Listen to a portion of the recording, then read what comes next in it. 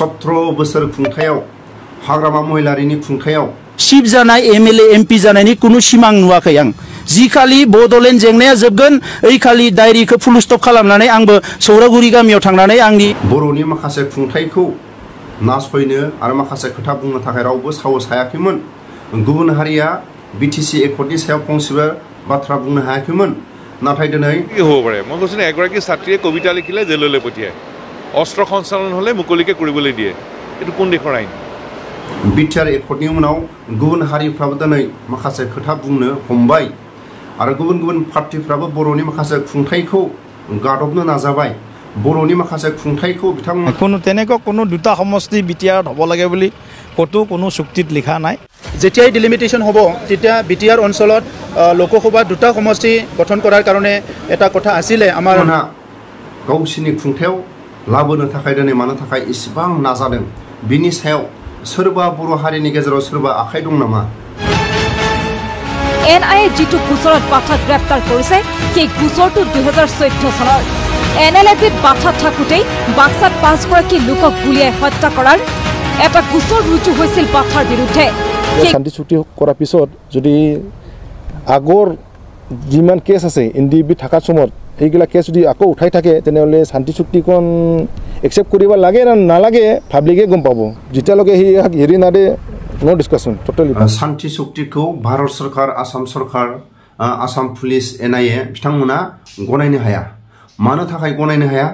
जों दिनै नुदों बिथांमोननि खावलायनायाव एक्सएनडिबि बर'नि दैदेनगिरि बर' हारिनि रायजो राजाफ्रा बयबो भारत सरकार आसाम सरकारनि खावलायनायाव शांति चुक्तिखौ गनायनानै लाबाय बर'नि साफ्रोमबो दैदेनगिरि साफ्रोमबो रायजो राजा एक्सएनडिबिफ्रा गनायनानै लाबाय बिटिआर एकर्डखौ शांति चुक्ति होननानै बयबो बजबनानै लाबाय नाथाय दिनै सानफा एफा नानै लांनाय गामोन सोरखौबा नागिरनाय संफोर सोरनिबा वारेन्ट बेबायदि दिनै एक्सएनडिबिफ्रा नखराव थानो हायाखै बेफोरनि जेंनाखौ दिनै सोर गनायगोन दिनै माखासे जेंनाखौ सोरांबानो नुगासिनो बिनि थाखाय दिनै बर' रायजो राजाफ्रा दिनै बिटिआर शांति चुक्तिखौ बेसेबां गनायथाव दिनै एक्सएनडिबिफ्रा गनायनानै लाबाय रायजो राजाफ्रा गनायनानै लाबाय बर'नि दैदेनगिरिफ्रा गनायनानै लाबाय नाथाय दिनै भारत सरकार आसाम सरकार आसाम पुलिस एनआईए बिथांमोना माखासे गारबोनाय केसफोरखौ मानो बुरखांदों बिनि जाहोना मा बेफोरनि माखासे दिनै स्पष्ट माखासे काउन्टार होनो थाखाय जोंनि बर' हारिनि गेजेराव मोजां ल'नि माखासे आयेनखौ बुंनो हानाय ल'नि माखासे आयेनफोरखौ जोंनि बर' समाजनि गेजेरावबो बयबो बुजिनाया मोजां एडिशनेल एसपी गिছিলে কৈছে তাৰমানে এতিয়াতো কি ক'ব পলিটিকেল প্ৰেছাৰ বহুত আছে বুলি কৈছে एनएलएफबि दैदेनगिरि चेयारमेन सारनि खुगानिफ्राय स्पष्ट खोनानो हाबाय राजनीतिकनि माखासे पुलिसि दं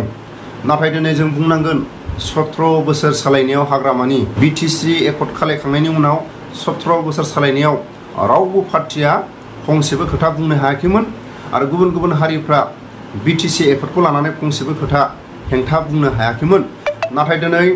बिटिआर एकर्डनि उनाव दिनै बोसोरबा जायैनि सिगां सोरबा पार्टिफ्रा दिनै बर'फोरनि माखासे पावारखौ गाग्लोबनाय सोरबा गुबुन हारिफ्रा बिटिआर एकर्डनि सायाव बुंनाय दिनै माखासे राजनीतिक पार्टिफ्रा बर'नि माखासे मोजां मोजां खामानि मावग्राफोरखौ मानो थाखाय बा हारिनि खामानि मावग्रा बिथांमोनखौ दिनै मानो थाखाय नोजोर होदों दिनै एनएलएफबि चेयारमेन सारनि बुंनाय खोथाया बेसेबां सैथो दिनै बयबो भिडिअनि फुटेजाव खोनाखाबाय दिनै उननि समफ्राव आरो मा जानो थांगोन 17 बोसोराव हाग्रामा महिलारिनि सालायनायाव रावबो पार्टिया फंसेबो बाथ्रा बुंनो हायाखैमोन आरो गुबुन गुबुन हारिया बिटिसि एकर्डखौ लानानै फंसेबो बुंनो हायाखैमोन नाथाय दिनै बिटिआर एकर्डनि उनाव दिनै बोसोरबा जायैयावनो दिनै सोरबा गुबुन हारिफ्रा सोमखारिनाय सोरबा गुबुन पार्टिफ्रा माखासे बर'फोरनि पावारखौ सालायनो लुगैनाय दमन खालायनानै दोननो नागिरनाय बेफोरो दिनै बेसेबां गनायथाव কৰিলে ভাল পাব বেয়া কৰিলে বেয়া পাব এতে প্ৰশ্ন হল বাথাই বেয়া কাম কৰিছে নেকি प्रमद बर' सारनि खुगानिफ्राय हमदांनो हाबाय मोजां बुङोबा मोजां गाज्रि बुङोबा गाज्रि माखासे प्रमद बर' सारनि खुगानिफ्राय हमदांनो हाबाय बर' हारिया बर'नि खुंथाय पावारखौ दिल्लीयाव थांनानै गुवाहाटीयाव थांनानै टेबोलाव सावरायना मोनाखै बर' जोहोलावफ्रा सोमावसारनानै आगोमा जिउखौ गावनि थैखौ हारिनि थाखाय मुंख्लं जानानैसो बर'नि खुंथाय पावारखौ मोननाय खेबथाम एकर्डआबो जिउखौ मुंख्लं जानांदों। बिनि थाखाय दिनै मोनफ्रोमबो बर'नि खुंथाय पावारखौ ओरैनो मोनाखै। बिनि थाखायनो प्रमद बर' सारा बयखौबो मोजां गाज्रि आबसुनि सोमावसारनायाव, बिलटिफोरनि सोमावसारनायाव, XNDP-फोरनि सोमावसारनायाव, बर' रायजो राजाफोरनि सोमावसारनायाव बर' मोनफ्रोमबो एकर्डआ बर'नि माखासे खुंथाय पावारा फैदों। ओरैनो सोरबा राजनितिक नेताजों सावरायनानै बर'नि खुंथाय पावारा मोनाखै। जायफोर बर' जोहोलावफ्रा बर' रायजो राजाफोरनि नाजानायाव जाय दिनै थैखौ हारिनि थाखाय दान होदों, हारिनि थाखाय मुंख्लं जादों, बिथांमोननि थाखायसो मोनदों। बिनि थाखायनो दिनै सनमान होनांगौ। आबसुनि सोमावसारनायाव जायफोर बिथांमोना दुखु खस्थ' लाबोदों बिथांमोनखौ सनमान होनांगौ। बिलटिनि सोमावसारनायाव जायफोर दुखु खस्थ' लाबोदों बिथांमोनखौ सनमान होनांगौ। XNDP-फोरखौ सनमान होनांगौ, रायजो राजाफोरखौ सनमान होनांगौ। नाथाय दिनै गावनि गाज्रिखौ लानानै माखासे खोथाखौ बुंनाय जों दिनै नुगासिनो। प्रमद बर' सारनि जि दिनै खुंथाय हारिया मा जानो थांगासिनो दं, सोर बर'नि लिडारा बांसिनै सैथो आरो बांसिनै बर'नि गेजेराव बर' लिडारा सैथो खोथा बुंनानै बांसिनै रायजो राजाफोरनि खाथियाव बाहागो लायो आरो सोर बर'नि लिडारा गावनि खुंथाय पावारखौ लानानै बर' हारिखौ नंखाय बांसिन बुंनो हानाय जों दिनै नुबोदों। बांसिनै जों दिनै बिजिरोबा रायजो राजाफ्रा खिथानो हागोन आसि थुनानै बर'नि माखासे खुंथाय पावारा आबसुनि सोमावसारनायाव थै होनानै मोनबोनाय, बिलटिनि सोमावसारनायाव थै होनानै मोनबोनाय, XNDP-नि थै होनानै मोनबोनायखौ दिनै सिबिनो रोंनांगोन। सोरबा प्रमद बर'आनो जा, सोरबा गुबुन नेतायानो जा, दिनै बयखौबो सनमान होनो रोंनांगोन। नाथाय जों दिनै माखासे गावनि पावार खुंथायखौ लानानै माखासे टाइमखौ ओरैनो थांगार होनायखौ जों नुगासिनो। मानो होनोबा दिनै XNDP-नि सोमावसारनायनि बिथांमोनखौ सनमान होनो रोङा, आबसुनि सोमावसारनायनि दैदेनगिरिफोरखौ दिनै सनमान होनायखौ जों नुवाखै, बिलटिनि सोमावसारनायाव दिनै बिथांमोनखौ सनमान होनाय नुवाखै, रायजो राजाफोरखौ सनमान होनाय नुवाखै। गावसिनि माखासे राजनितिक माखासे डायलगखौसो दिनै बिथांमोना मुखुब। दिनै सोरबा गुबुन हारिनि राजनितिकजों बर' हारिनि राजनितिकआ गोरोबा। गुबुन हारिनि माखासे राजनितिक दैदेनगिरिफ्रा सोरबा दिल्लीयाव थांनानै नेता जादों, सोरबाया गुवाहाटियाव फैनानै नेता जादों। नाथाय बर'नि दैदेनगिरिफ्रा खस्थ' खालायनानैसो माखासे खुंथाय पावाराव फैनो हादों।